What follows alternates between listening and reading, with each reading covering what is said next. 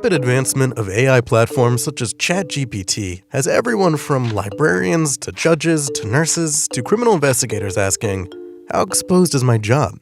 Lots of people are interested in understanding what types of jobs are going to be affected by AI, what policy responses we might want to think about from a societal point of view.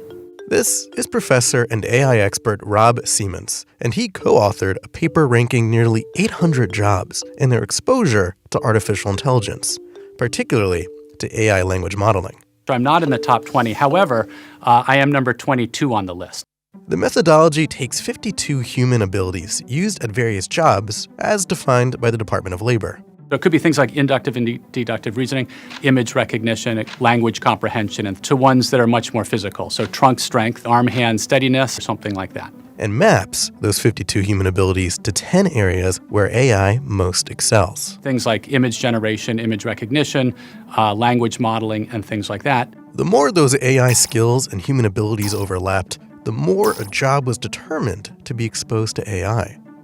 To focus the study, they did not consider the effects of robots and other automated machines in their research, and that skewed the rankings for some jobs that you might think would be more vulnerable to advances in technology. Workers in a manufacturing setting or maybe transportation and warehouse type settings score very low in exposure to AI as opposed to exposure to other types of automation.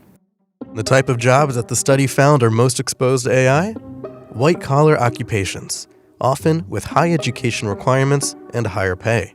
If you look at the top 20 occupations that are most exposed to advances in language modeling, 14 of those top 20 are professors. If you look at the number one thing that a professor does, it's prepare and deliver lectures.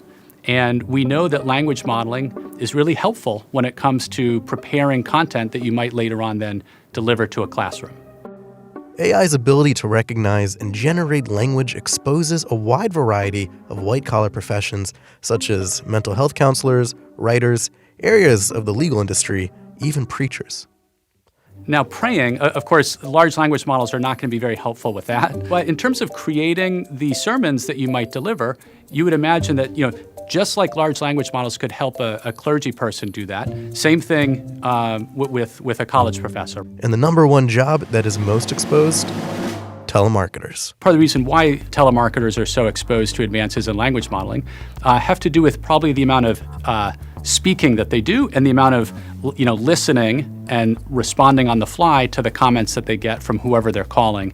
So how exactly might AI change our jobs in the future? Now, just because an occupation is more exposed to advances in AI doesn't mean that that job is at threat of being substituted. And it's not that lots of jobs will disappear. I don't think that will happen. However, I do think that many, many jobs will change.